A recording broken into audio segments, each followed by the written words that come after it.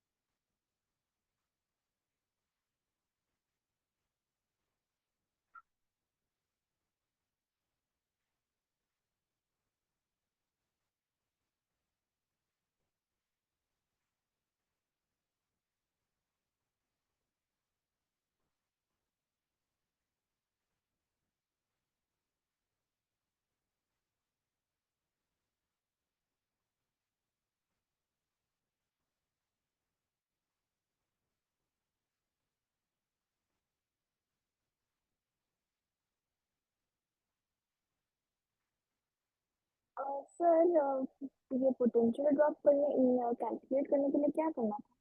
Like C Q निकाल लिया and charge निकाल लिया, बट वो याद नहीं है। ओके, तो आप मुझे एक बात बताओ कि सी इक्विवेलेंट कितना है? 3। Total of the circuit in दोनों का कितना आया होगा? इन दोनों का आया है टू। टू और फोर सिक्स, और सिक्स और सिक्स सीरीज, तो कितना हो गया? 3। 3 माइक्रोफैरेड ना? Yes sir. ठीक है। अगर 3 माइक्रोफैरेड है तो ये जो चार्ज मूवमेंट हुआ होगा कितने का? 3 into 90 which is 270। 270। जब वो चार्ज यहाँ पहुंचेगा तो उसको ऊपर में टोटल दिखाई देगा 2 माइक्रोफैरेड, और नीचे दिखाई देगा 4 माइक्रोफैरेड। आपको याद है पैरेलल में जब चार्ज डिवाइड होता है तो इनवर्स रेशियो में कि डायरेक्ट रेशियो इनवर्स। में? ध्यान से।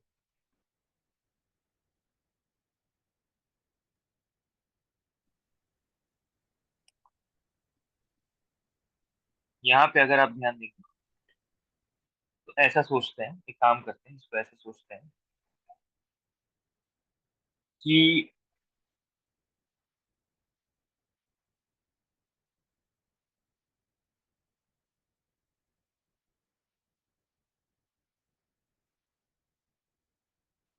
यहाँ से क्यू चार्ज आया।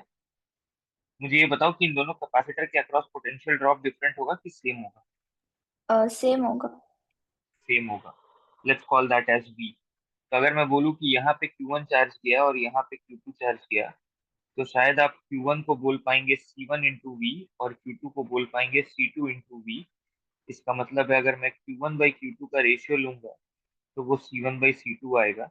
तो कहीं ना कहीं मैं बोल सकता हूँ कि जब पैरेलल में चार्ज डिवाइड होगा तो वो डायरेक्ट रेशियो में डिवाइड होगा। Do we agree on this? Because Q is proportional to C. Can you see this? Q1 yes by sir. Q2 is C1 by C2, तो डायरेक्ट रेशियो है, right? Yes sir. अगर direct ratio है तो यहाँ वाला charge अगर हमको निकालना है कि इस पे कितना चार्ज किया है, तो हम Q को देखो कैसे लिखेंगे। Total charge divided by total capacitance, so 2 + 4 = 6, into direct ratio में डिवाइड करना है तो हम जिस साइड जा रहे हैं उस साइड का टोटल कैपेसिटेंस 2 है, तो हम 2 से मल्टीप्लाई करेंगे। This will give you the answer as 90 माइक्रोकूलम्स।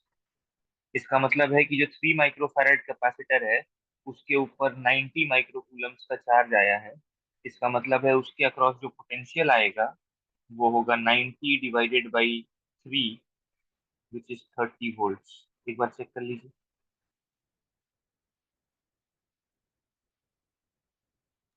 Yes sir. ठीक है।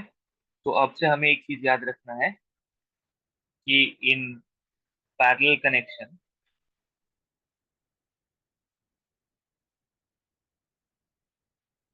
Charge distributes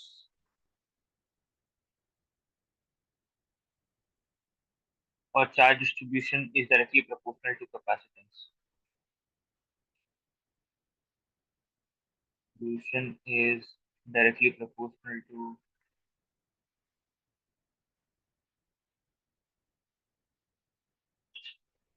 capacitance. Fine. Perfect. Okay. Before we see some other complex circuits, let's solve calculating equivalent capacitance.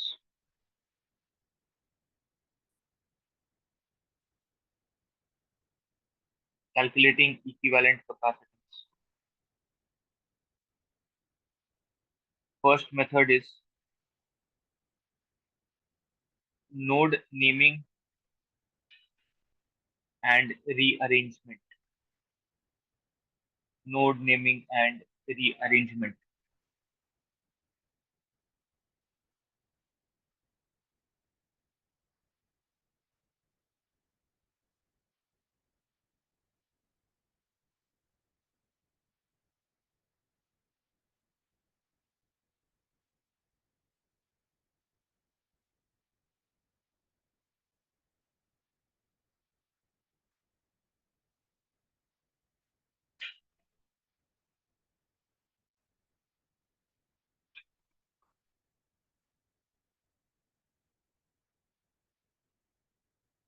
देख देखिए, लेट्स से हमारे पास ये सेटअप है और हमसे कहा गया कि इक्विवेलेंट कैपेसिटेंस निकालना है ए और बी के बीच।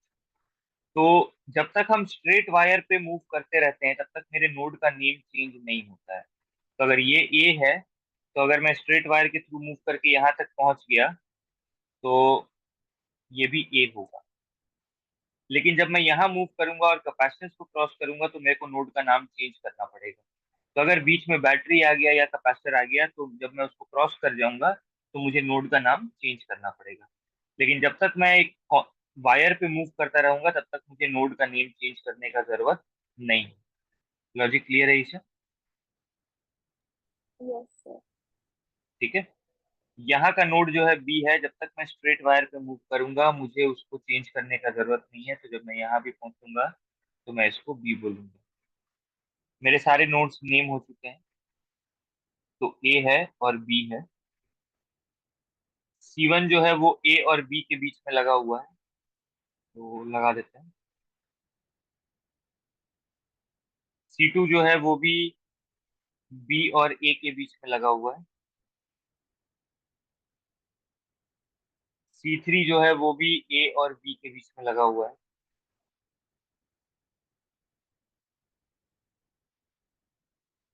इसका मतलब है ये तीनों कैपेसिटर इफेक्टिवली कैसे कनेक्टेड है, क्या कनेक्शन है ये?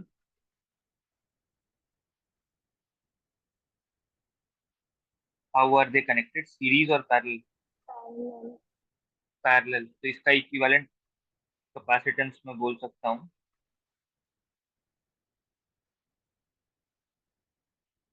This is how we do node naming and rearrangement. Right, node naming and rearrangement. तो एक एग्जांपल देखते हैं। जस्ट एक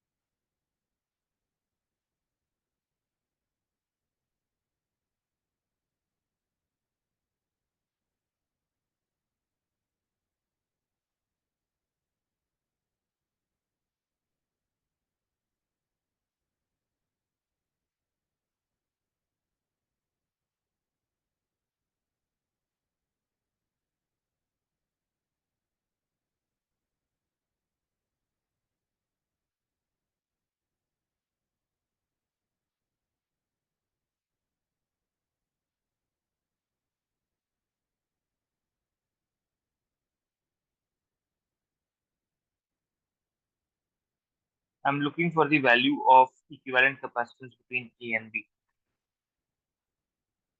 Looking for equivalent capacitance between A and B.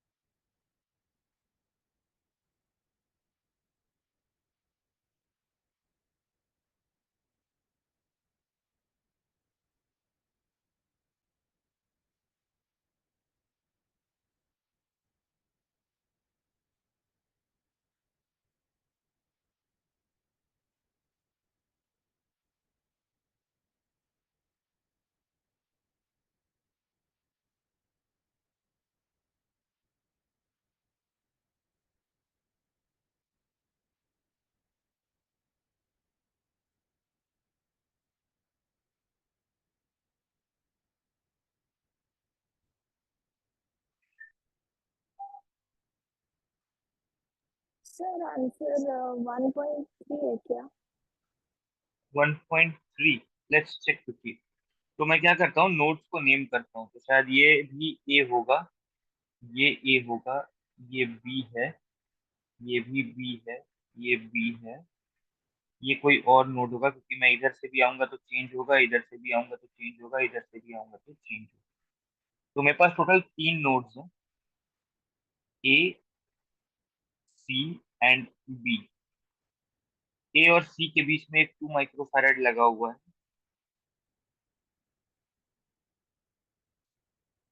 ए और सी के बीच में एक और 2 माइक्रोफैराड लगा हुआ है। बी और सी के बीच में एक 12 माइक्रोफैराड लगा हुआ है। ए और बी के बीच में एक 2 माइक्रोफैराड लगा हुआ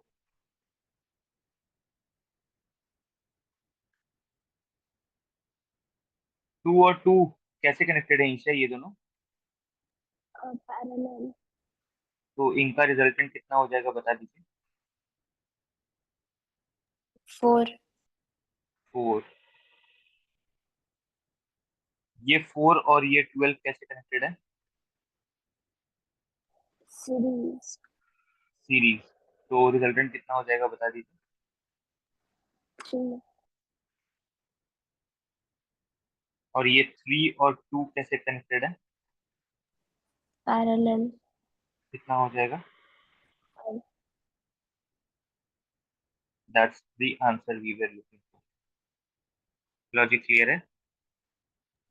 यस सर। ठीक है। So this is how you use node naming and followed by rearrangement and you get the result. The next one is known as solving infinite ladder, solving infinite ladder problems,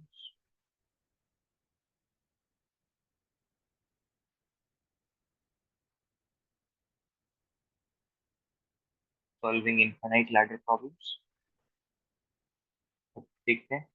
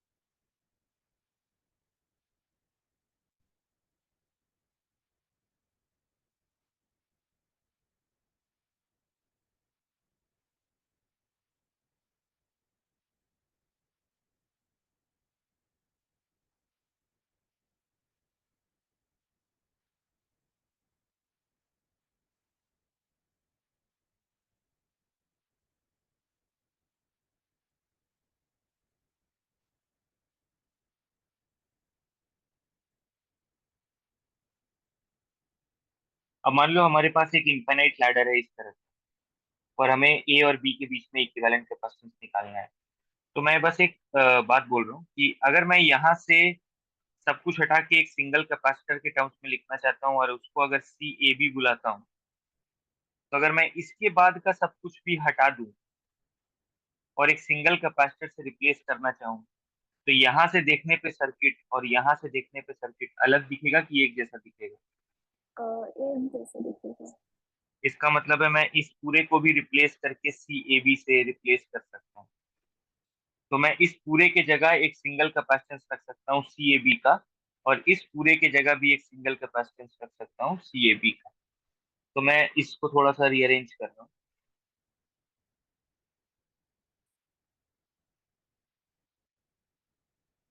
और जैसा हमने discuss किया कि आगे के पूरे चीज को हटा के सी ए बी बना देते हैं, इस पूरे स्ट्रक्चर के जगह सी ए बी लिख देते हैं। ये दोनों कनेक्टेड है पैरेलल में, तो ये हो गया C two plus C A B. और ये दोनों कनेक्टेड है सीरीज में, तो इन दोनों का इक्विवेलेंट होगा 1/C1 + 1/the other 1। अच्छा, इन दोनों को जब सॉल्व करके हटाएंगे तो यहाँ से भी देखने पे कैपेसिटेंस सी ए बी लिखना चाहिए।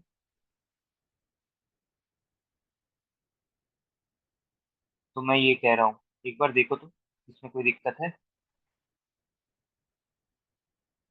No sir. इस पूरे इक्वेशन में C1 C2 आपको पता है, इस पूरे इक्वेशन में एक ही अननोन है, that is CAB। Can we solve and get the value of CAB? Yes sir. अच्छा, CAB का कोई लीनियर इक्वेशन बनेगा कि क्वाड्रेटिक बनेगा? क्वाड्रेटिक बनेगा। क्वाड्रेटिक बनेगा, तो उसको सॉल्व करना, एक रूट पॉजिटिव आएगा, एक रूट नेगेटिव आएगा। Capacitance by definition is a positive quantity, तो नेगेटिव वाले को रूल आउट करते हैं। तो मैं लिख रहा हूँ solving this quadratic,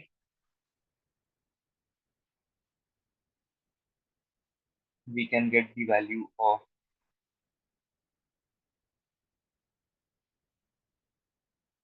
CAB।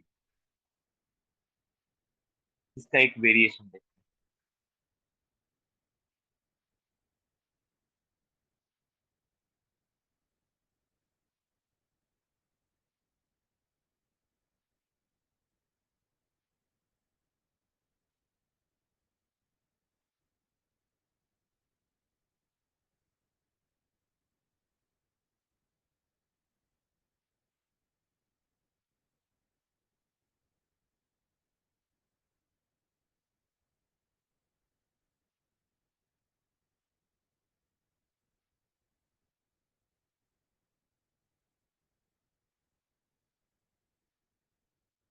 looking for the value of CAB,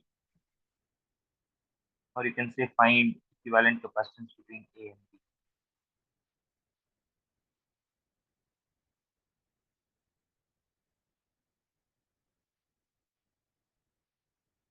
Find equivalent capacitance between A and B।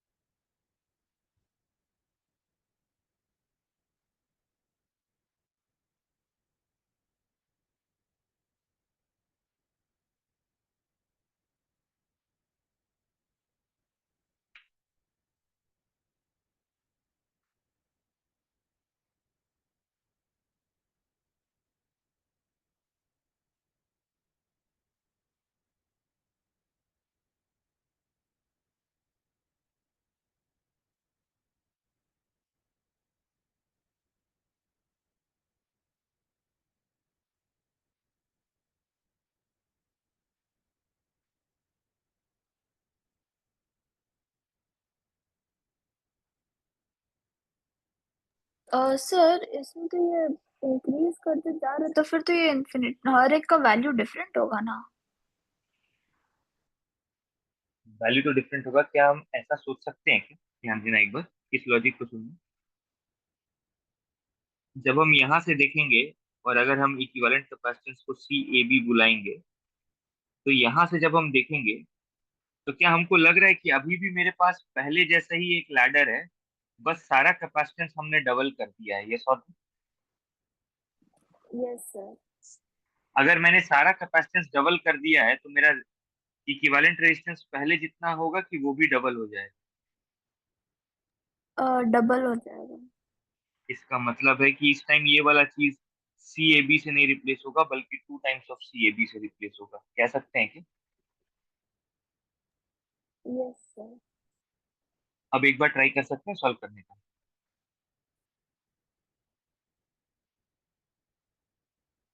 Now can you solve and get the value of CAB?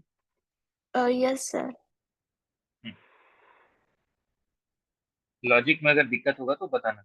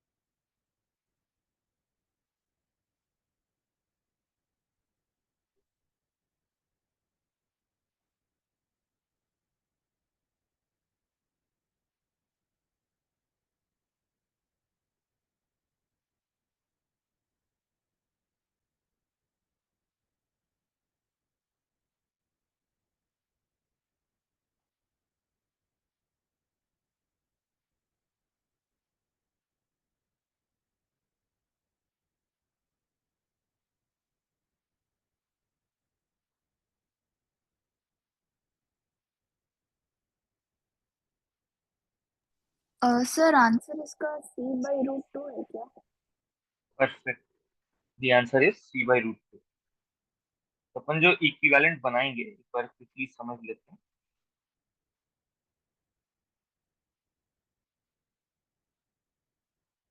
तो हमने डिस्कस कर लिया कि ये 2CAB होगा, ये C है, ये C है, ये दोनों पैरेलल में है, और उसके बाद ये दोनों सीरीज में है। तो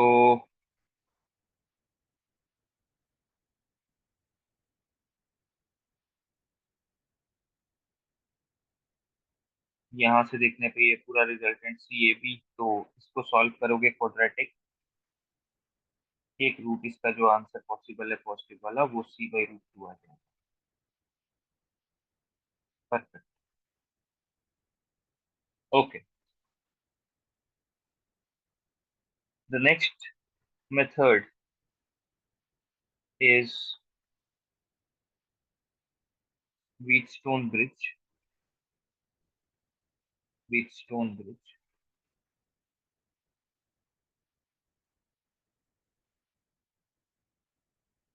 So a network of this form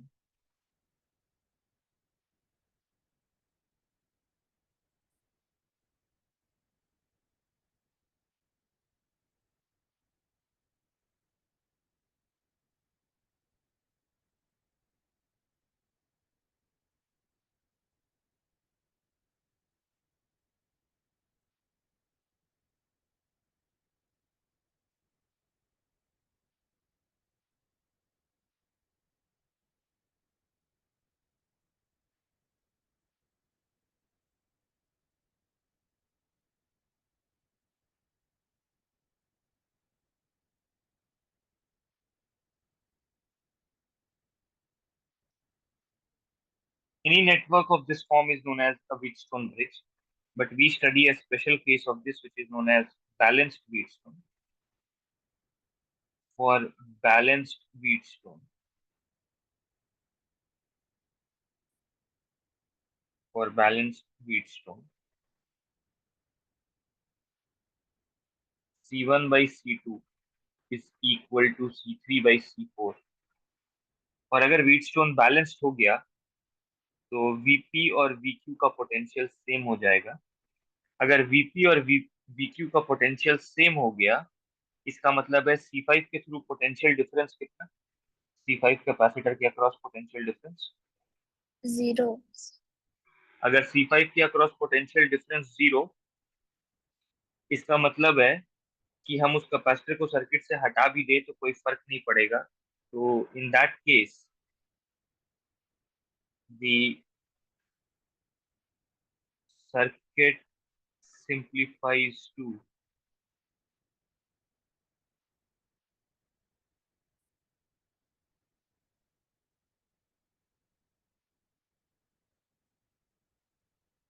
we can remove। अब आप देख सकते हैं कि आराम से C1 C3 सीरीज में है, C2 C4 सीरीज में है, और इन दोनों का कॉम्बिनेशन आपस में पैरेलल में है। आप इक्विवेलेंट C निकाल लेंगे। This is the benefit of balanced Wheatstone bridge, right. तो अब इस पे एक क्वेश्चन देखते हैं।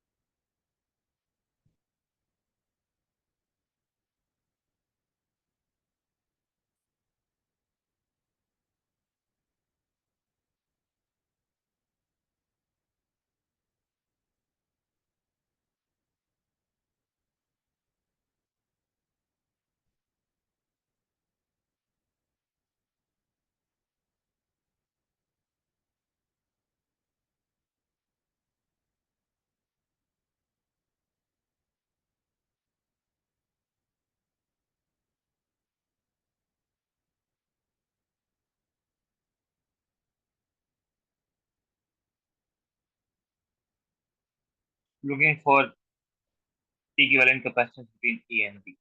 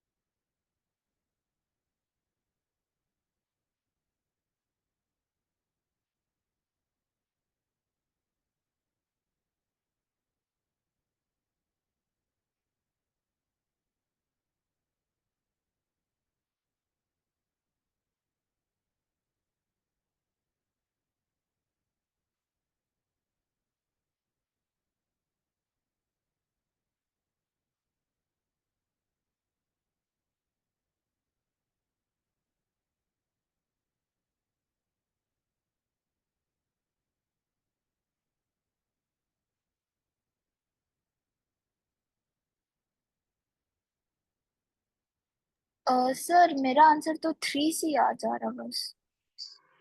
ओके, चेक करते हैं। अच्छा, यहाँ पे ध्यान से देखोगे तो यहाँ एक व्हीटस्टोन है क्या?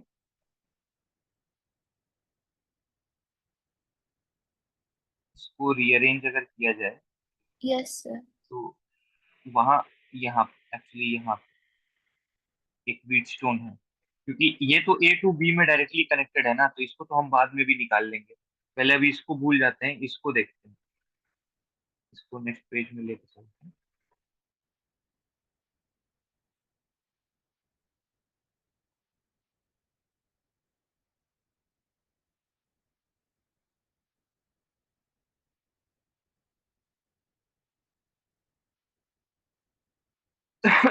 इसको अभी के लिए भूल जाते हैं, इसको बाद में फिर से लगा लिया जाएगा।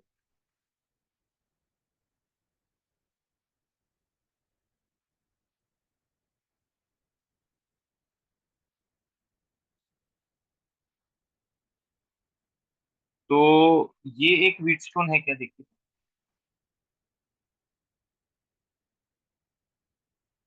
थोड़ा सा इसको अगर हम स्ट्रेच कर दें तो,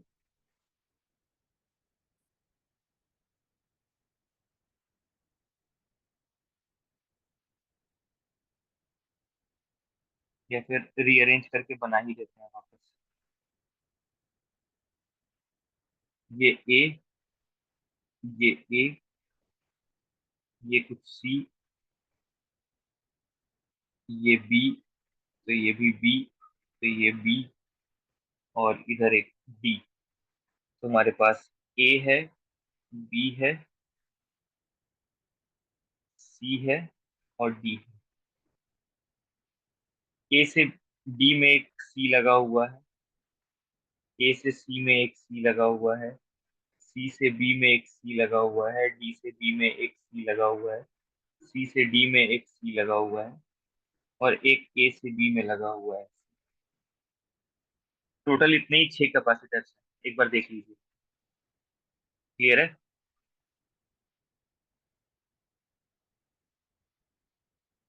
this has been transform to this.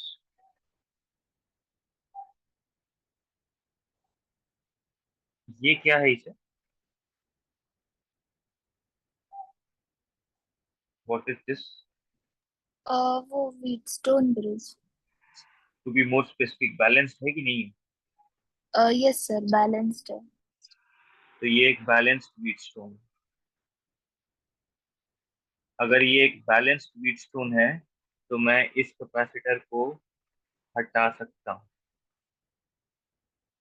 Connection इसका तोड़ सकता हूँ। अब जरा ध्यान से देखो, ये दोनों सीरीज में बन जाएगा C/2। ये दोनों भी सीरीज में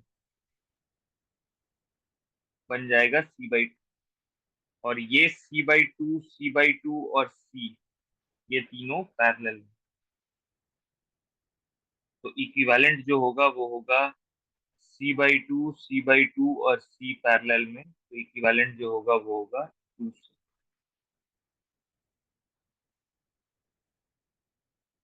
लॉजिक क्लियर है?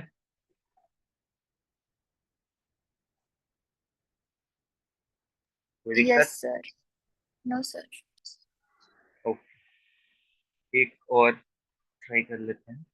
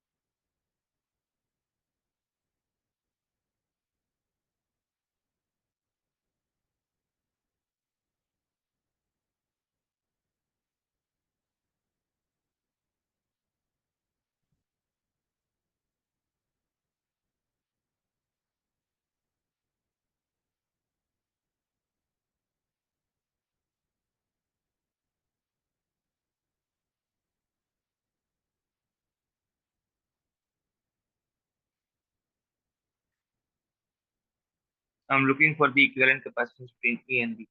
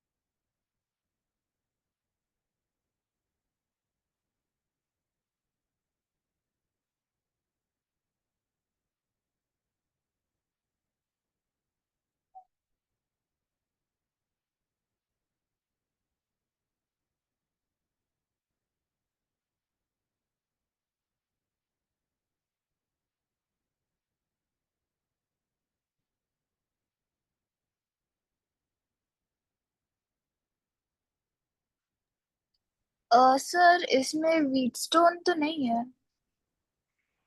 व्हीटस्टोन नहीं होगा, हो सकता है कि आप नोड नेमिंग करके रीअरेंजमेंट कर पाए या कुछ कर पाए। Okay sir.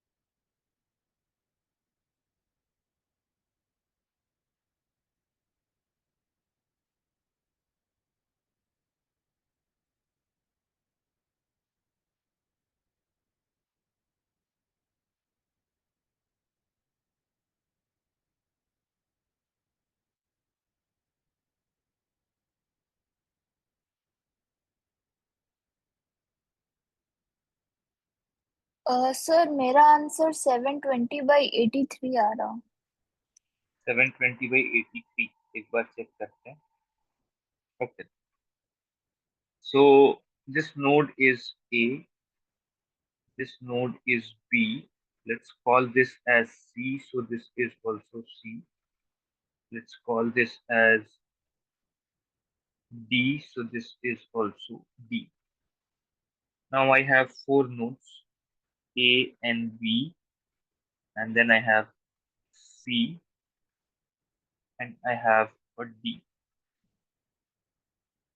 A से C के बीच में एक 17 और एक 13 जुड़ा हुआ है।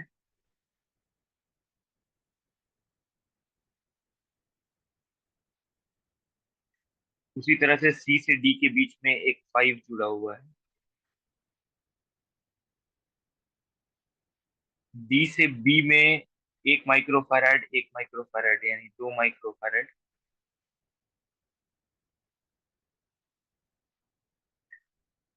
और ए से डी के बीच में 6 माइक्रोफैराड। और बी से सी के बीच में 10 माइक्रो। एक बार चेक करो ईशा, यही है क्या? सर इसमें मेरी जगह में गलत कनेक्ट कर दिए थे, यहाँ पे मेरा अभी गलत ठीक है। कनेक्ट कर। Yes sir. अब इसको एक बार सॉल्व करके बता दीजिए कितना आ रहा है।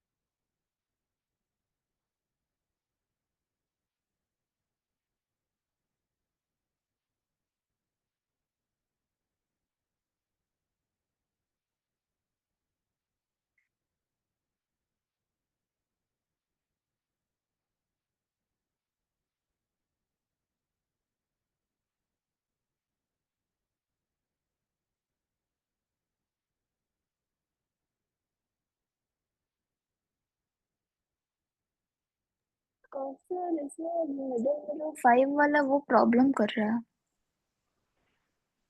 ये देखो यहाँ पे, ये 17 और 13 ऐड होके कितना हो जाएगा, 30। Yes sir. और ये दोनों ऐड होके कितना हो जाएगा, 2। 2। देखो तो, 30/6 5, 10/2 5, तो ये बैलेंस स्वीटस्टोन है कि नहीं है?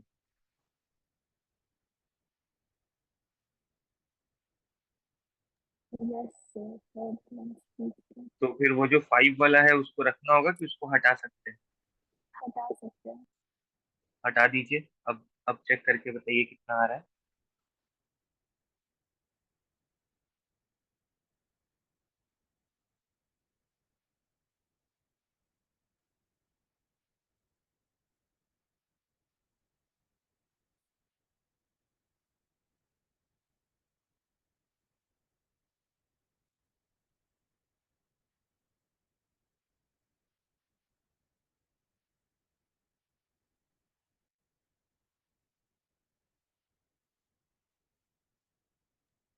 नहीं। परफेक्ट, 9 माइक्रोफैरड हो गई।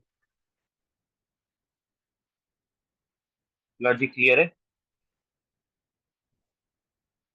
ठीक है। Yes sir. Okay, the next that we solve is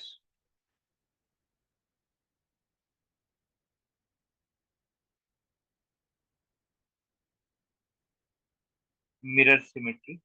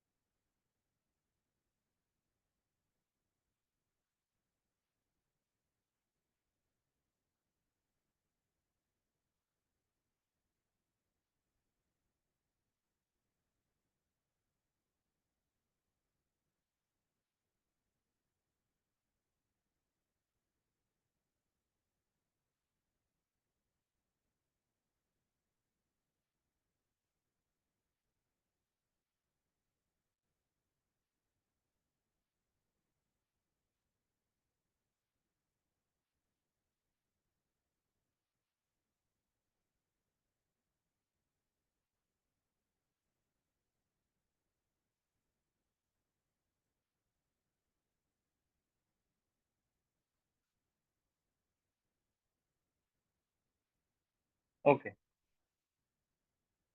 अब ये जो लाइन है,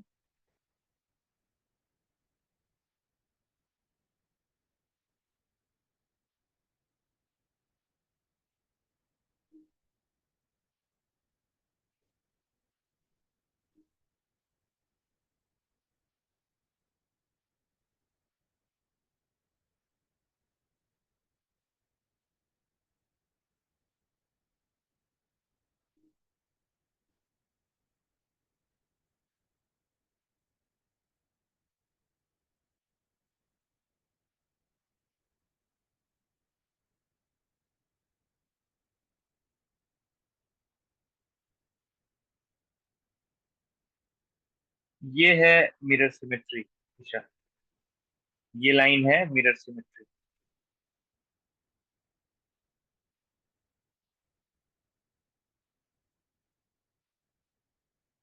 इसमें अगर आप सोर्स को ऑब्जेक्ट मानेंगे तो डेस्टिनेशन जो है वो इमेज की तरह दिखाई देगा, क्योंकि ये एक मिरर की तरह एक्ट कर रहा है। तो अगर ये ऑब्जेक्ट की तरह काम कर रहा है तो ये इमेज की तरह काम कर रहा है।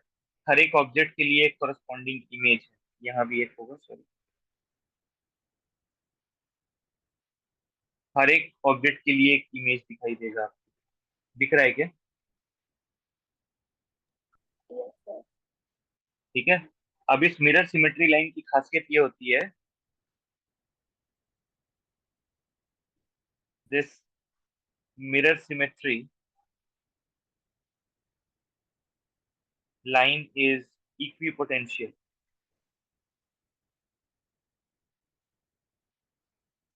This mirror symmetry line is equipotential.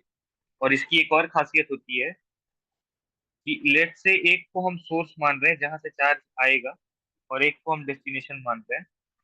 तो ऑब्जेक्ट को सोर्स से जितना चार्ज मिलेगा, उसका इमेज डेस्टिनेशन को उतना ही चार्ज वापस करेगा। तो अगर ये लॉजिक फॉलो करें,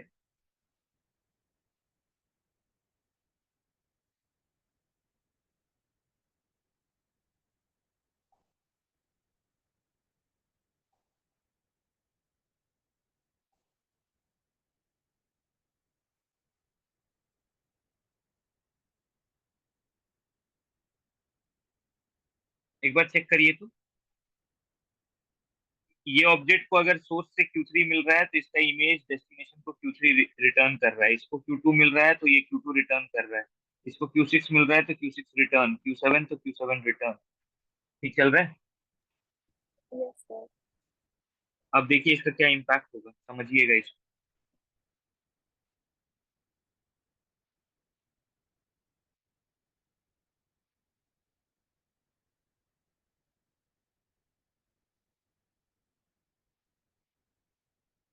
पहला बात, चूंकि इक्वी पोटेंशियल लाइन है मिरर सिमेट्री, तो ये दोनों कैपेसिटर्स हट जाएंगे क्योंकि ये इनके अक्रॉस ड्रॉप जीरो है। कोई दिक्कत इस बात से? No sir. ठीक। ठीक है। दूसरा बात है, ऐसा फील आ रहा है कि इधर से Q4 आया है और इधर चला गया है, तो मैं बोल रहा हूँ इस नोड को ओपन कर देते हैं और नोड को ऐसा बना देते हैं।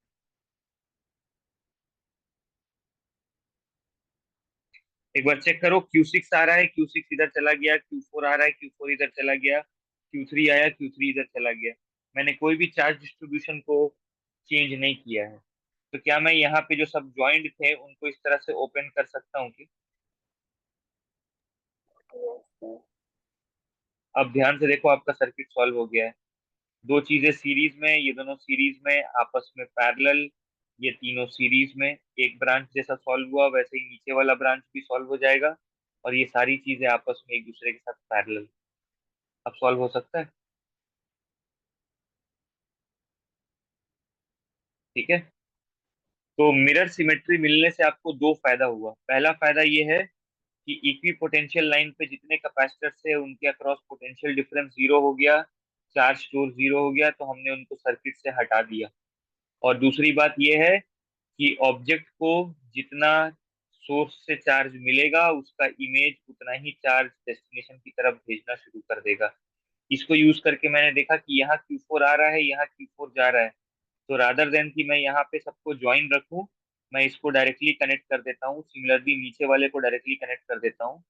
तो वैसा करने से मेरा नोड खुल गया, और मेरे सिस्टम्स में मुझे आसानी से चीजें सीरीज और पैरेलल में दिखने लगी। अब एक बार मैं यहाँ तक पहुंच गया हूँ, तो अब मैं सीरीज पैरेलल का कॉम्बिनेशन करके इक्विवेलेंट कैलकुलेट कर सकता हूँ। So we can use series and parallel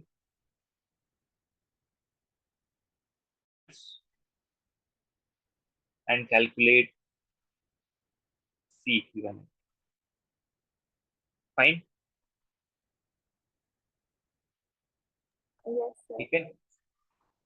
perfect. So this is how we use mirror symmetry. आज यहीं तक रखते हैं। अगली क्लास में हम थोड़े और सर्किट्स देखेंगे और उनको सॉल्व करने का तरीका भी सीखेंगे।